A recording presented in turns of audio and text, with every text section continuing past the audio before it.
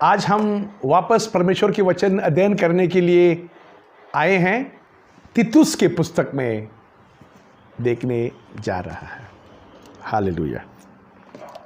तीतुस का पुस्तक में हम आपको साथ देखना चाहता हूँ। 3 अध्याय हैं, 46 आयतें हैं, बस सबसे छोटा 3 अध्याय 46 आयतें।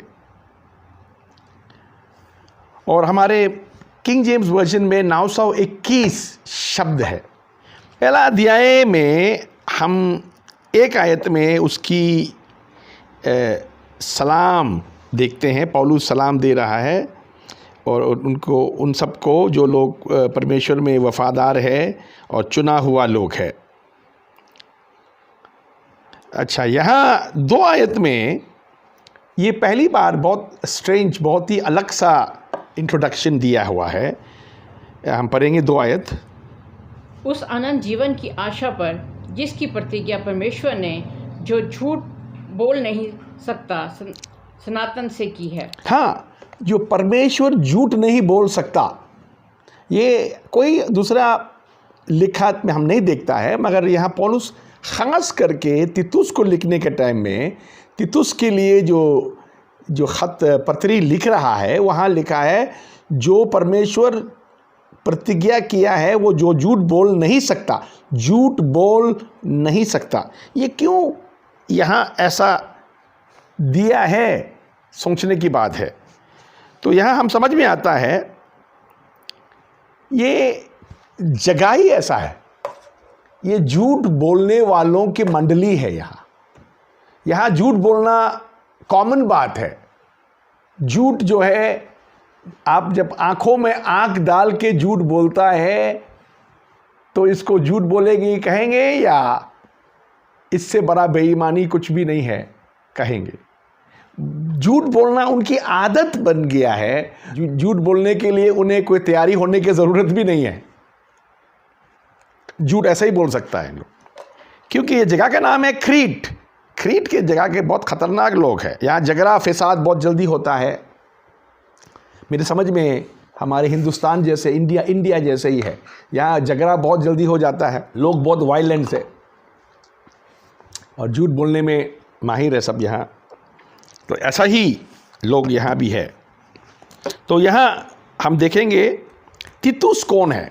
2 कुरिन्थियों 8 अध्याय की 23 आयत। यदि कोई तीतुस के विषय में पूछे तो वो ये मेरा साथी और तुम्हारे लिए मेरा सहकर्मी है। हाँ। यदि हमारे भाइयों के विषय में पूछे तो वे कलीसियाओं के भेजे हुए और मसीह की महिमा है। हाँ, यहाँ तीतुस कौन है पौलुस बताता है। उसका सहकर्मी है, उसके साथ सेवा करने के लिए परमेश्वर का सेवा उसके साथ काम करता है।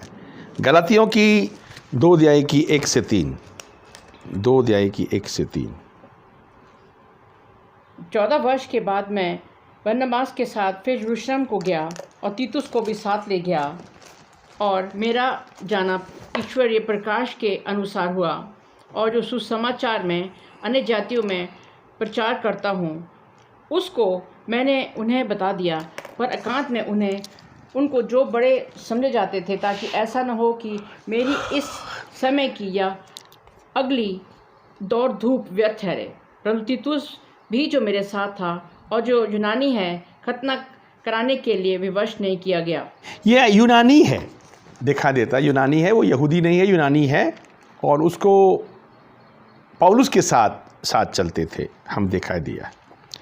अभी ये तीतुस के साथ अभी क्रीटन एक क्रीट जगह है, वहाँ के लोगों की मशहूरी क्या है हम आपके साथ देखेंगे। 12 आयत।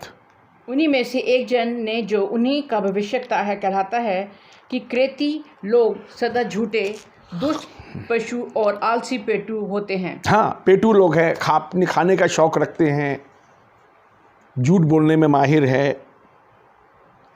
और ये क्रीट जगह में पौलुस ने तीतुस को छोड़ा है वहाँ शिक्षा देने के लिए, पहली बात।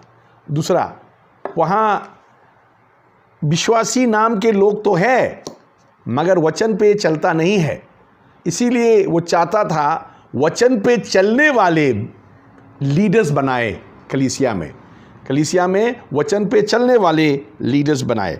यह हम इस पुस्तक को 2 भाग में डिवाइड कर सकता है। एक अध्याय 5 आयत से 16 आयत तक हम देखते हैं सच्चाई की शिक्षा को अपनाने के लिए पौलुस लिखता है, और दूसरा अध्याय 1 आयत से 3 अध्याय 14 आयत आखिरी तक ये है सुसमाचार की सामर्थ को लोगों तक पहुंचाने के लिए। तो यहाँ पहली बात हम देखता है सच्चाई की प्रचार शिक्षा। अभी वो चाहता है यहाँ वचन के अनुसार चलने वाला कलीसिया में सरदारों को बनाए, कलीसिया का लीडर्स सरदारों को बनाए। हम पढ़ेंगे 5 आयत से 9 आयत तक। मैं इसलिए तुम्हें क्रेते में छोड़ आया था कि तू शेष वहीं रही हुई बातों को सुधारे और मेरी आज्ञा के अनुसार नगर प्राचीनों को नियुक्त करे, जो निर्दोष और एक ही पत्नी के पति हों, जिनके लड़के वाले विश्वासी हों और जिन्हें लुचपन और निरंकुशता का दोष नहीं, क्योंकि अध्यक्ष को परमेश्वर का भंडारी होने के कारण निर्दोष होना चाहिए, ना हठी, ना क्रोधी, ना पियक्कड़, ना मारपीट करने वाला और ना नीच कमाई का लोभी, पर पहुनाई करने वाला, भलाई का चाहने वाला, संयमी, न्यायी, पवित्र और जितेंद्रिय हो, और विश्वास योग्य वचन पर जो धर्मोपदेशी के अनुसार है स्थिर रहे, कि खरी शिक्षा से उपदेश दे सके और विवादों का मुंह भी बंद कर सके। हालेलुया। अभी ऐसा लीडर्स चाहिए परमेश्वर की लोगों का बीच में, ऐसा सरदार चाहिए लोकल चर्च में, ये पौलुस बता रहा है। उसके बाद में यहाँ गलत लीडर्स जो है, वो नाम का बनाया हुआ लीडर्स लोगों को गलत शिक्षा देता है, उनके बारे में हम देखेंगे 10 आयत से 16 आयत तक में हम पढ़ेंगे। क्योंकि बहुत से लोग निरंकुश, बकवादी और धोखे देने वाले हैं, विशेष करके खतना वालों में से, जिनका मुंह बंद करना चाहिए। ये लोग नीच कमाई के लिए अनुचित बातें सिखाकर घर के घर बिगाड़ देते हैं। हाँ, घर के घर बिगाड़ देते हैं, अनुचित बातें सिखाता है। देखिए, काउंसलिंग भी गलत काउंसलिंग होगा तो घर बिगाड़ देता है। बहुत लोग काउंसलिंग, बहुत लोग टीचिंग कर रहा है आजकल। इनको टीचिंग क्या है वो मालूम है नहीं, काउंसलिंग क्या है वो भी मालूम है नहीं। काउंसलिंग के मानी ये नहीं है आप जो चाहता है वो लोग करे, वो काउंसलिंग नहीं है। काउंसलिंग के मानी है जो फैक्ट्स है, सच्चाई है, आप क्या हो सकता है उनको बताता है और उनको छोड़ देता है अपना फैसला करने के लिए। आप फैसला नहीं कराते।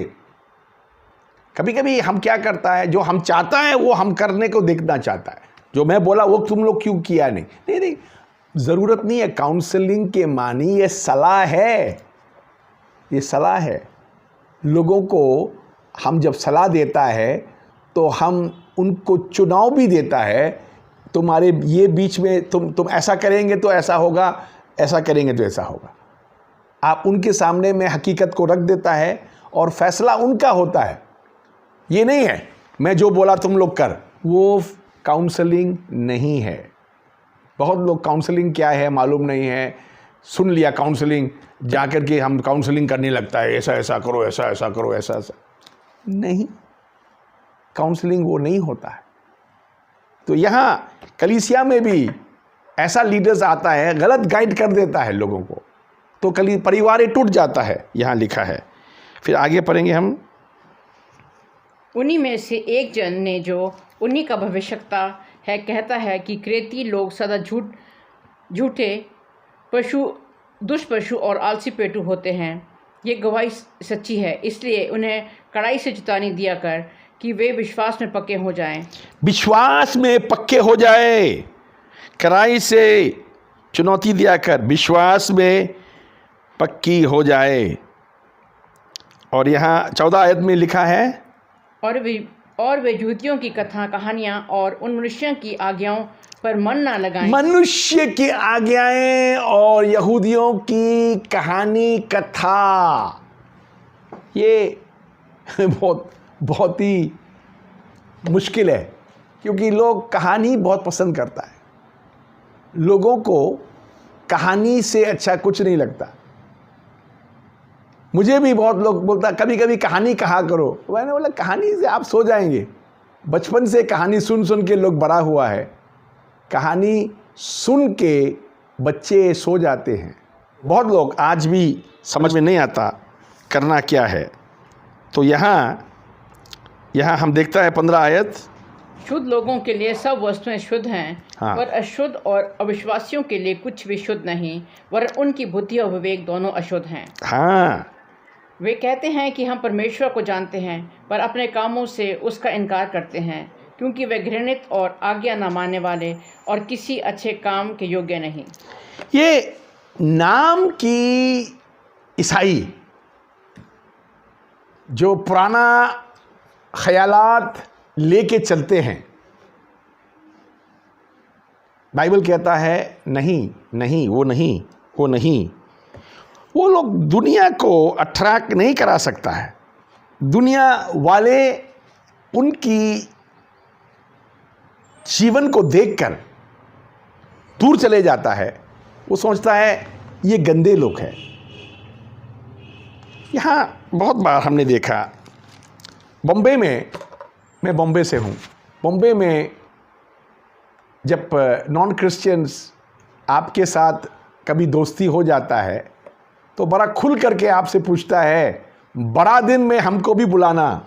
बड़ा दिन में इसके मानी है, वो सोचता बड़ा दिन के मानी क्रिसमस के मानी पीने का दिन, तो पीने का टाइम हमको भी याद करना, हम भी पीना चाहता है। उनको मालूम नहीं है हम लोग नहीं पीता है, क्योंकि उन्होंने दूसरा क्रिश्चियंस को देखा है जो पीते हैं। तो पीने वाले क्रिश्चियंस को देखने के बाद वो हमको भी सोचता है ये भी पिएगा, पिलाने का टाइम हमको भी याद करना, हम भी पीने को आएंगे।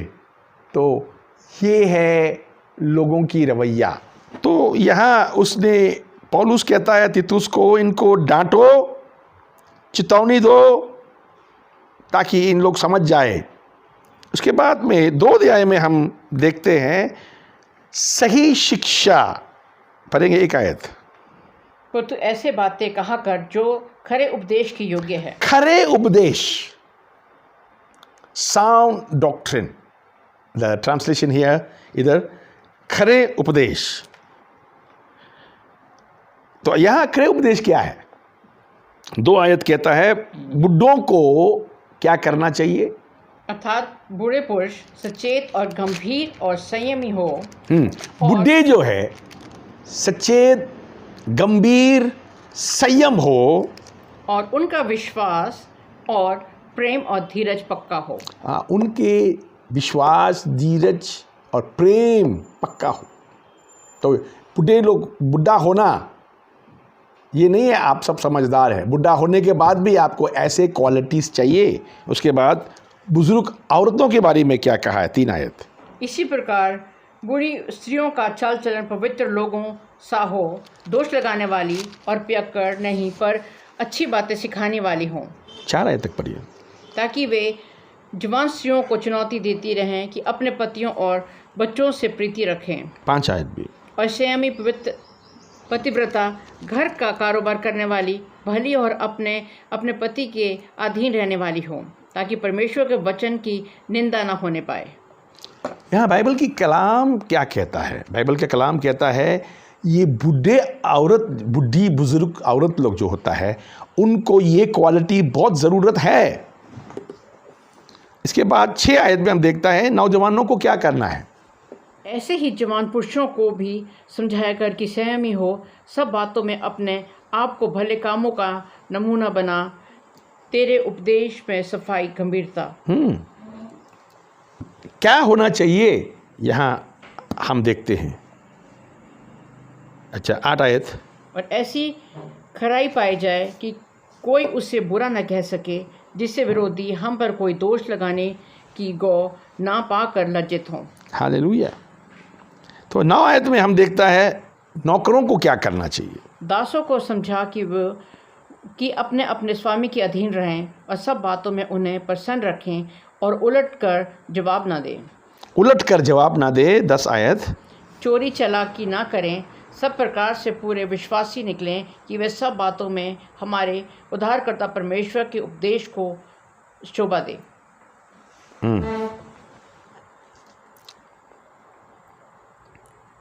11 आयत। क्योंकि परमेश्वर का वो अनुग्रह प्रकट है जो सब मनुष्यों के उद्धार का कारण है। तो क्या कहता है वो 12 आयत? और हमें चिताता है कि हम अभक्ति और संसारिक अभिलाषाओं से मन फेर कर भक्ति और संसारिक अभिलाषाओं से मन फेर कर इस युग में संयम और धर्म और भक्ति से जीवन बिताए। 13 आयत बताता हम जो इंतजार करता है प्रभु यीशु मसीह वापस लौट आने के लिए। 13 आयत। और उस धन्य आशा की अर्थात अपने महान परमेश्वर और उद्धारकर्ता प्रभु यीशु मसीह की महिमा की बाट होने की बात जोते रहें। 14 भी ना। जिससे अपने आप को हमारे लिए दे दिया कि हम हर प्रकार की अधर्म से छुड़ा लें और शुद्ध करके अपने लिए एक ऐसी जाति बना ले जो भले भले कामों में सरगम हो। 15 आयत में उसने बोला करना क्या है? पूरे अधिकार के साथ ये बातें कहे और पूरी अधिकार के साथ ये बातें कहे और समझा और सिखाता रहे कोई तुझे तुच्छ ना जाने। हालेलुया। अभी 3 अध्याय में हम देखता है परमेश्वर ने हमें बचाया है अच्छा कामों के लिए। 1 से पढ़ेंगे हम 5 तक। लोगों को सुधि दिला, हाकिमों और अधिकारों के अधीन रहे और उनकी आज्ञा माने और हर एक अच्छे काम के लिए तैयार रहे। किसी को बदनाम ना करे, जगरालू ना हो, पर कोमल स्वभाव के हो और सब मनुष्य के साथ बड़ी नम्रता के साथ रहें। क्योंकि हम भी पहले निर्बुद्धि और आज्ञा न मानने वाले और भ्रम में पड़े हुए और रंग के अभिलाषाओं और सुख विलास के दासवत में थे और बैरभाव और दाह करने में जीवन निर्वाह करते थे और घृणित थे और एक दूसरे से बैर रखते थे। पर जब हमारे उद्धारकर्ता परमेश्वर की कृपा और मनुष्यों पर उसकी प्रतीति प्रकट हुई तो उसने हमारा उद्धार किया और ये धर्म के कामों के कारण नहीं पर हमें पर अपनी दया के अनुसार नए जन्म के स्नान और पवित्र आत्मा के द्वारा हमें नया बनाने के द्वारा हुआ। हालेलुया। ये बताता है परमेश्वर की नया जीवन देने की वजह क्या है। इसीलिए 9 आयत में लिखा है पर मुक्ता के विवादों और वंशावलियों और बैर विरोध और उन झगड़ों से जो व्यवस्था के विषय में हो बचा रहे क्योंकि वे निष्फल और व्यर्थ हैं। हालेलुया। ये सब 3 अध्यायों में हम ये बातें देखता है। 2 अध्याय 1 आयत से 3 अध्याय की 14 आयत तक में कलीसिया की जिम्मेवारियां दिया है। उसके बाद रिश्ता हर एक इंसान के साथ कैसा रखना है और कलीसिया की कारनामा क्या है, ये सब हम देखता है। तो 3 बातें हैं खास करके तीतुस को बताया है उसका काम क्या है और बताता है कि नई परिवार मसीह में है और तीसरा और एक नई इंसानियत परमेश्वर ने मसीह यीशु के द्वारा बनाया है नया जीवन दे के अच्छे कामों में बने रहने के लिए। और क्रीट जगह का नाम है। ये क्रीती लोग जो है झूठे लोग हैं, खाने पीने को मालूम है मगर दिमाग इनका कुछ काम नहीं करता है, इसीलिए और उन लोगों को गलत शिक्षा देता है, जाओ खतना कराओ, ये नियमों की रिवाजों की बातों में फंसे रहता है। तो वहाँ पौलुस ने ये शिक्षा दिया तीतुस को, जाके सही शिक्षा लोगों को सिखाने के लिए और सही लीडर्स वहाँ उस्ताद, सिखाने वाले या गुरु या आपके शब्द में सरदार बनाओ, क्योंकि अब कलीसिया को ज़रूरत है सच्चाई के वचन को आगे ले जाने वाला। ये 3 अध्यायों की तीतुस की पुस्तक में ये बातें हम सीख सकता है।